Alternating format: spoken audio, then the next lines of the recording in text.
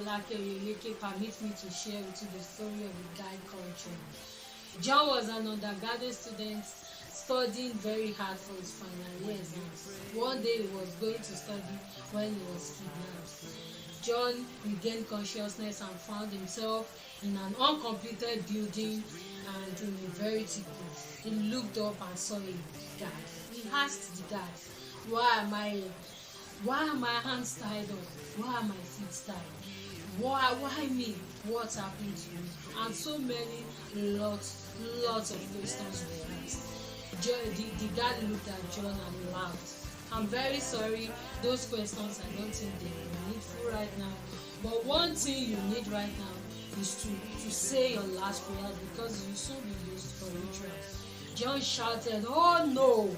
I know my God. The Bible says in the book of Psalm chapter 91 verse 14, because he loves me, says the Lord, I will rescue him.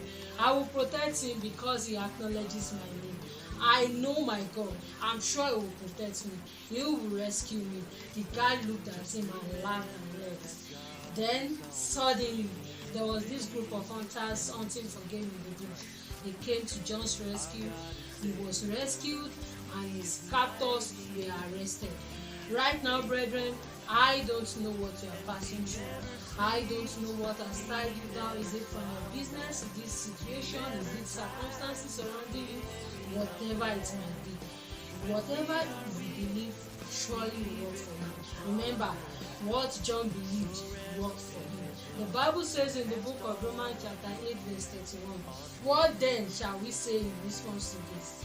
If God is for us, who can be against us? If God is for you, who can be against you? The Bible also says in the book of Romans chapter 8 verse 37, it says, no, in all this we are more than conquerors through Christ Jesus, through him who loved us. Right now, I believe and I know and I'm sure you believe that you are more than conquerors in Jesus' name.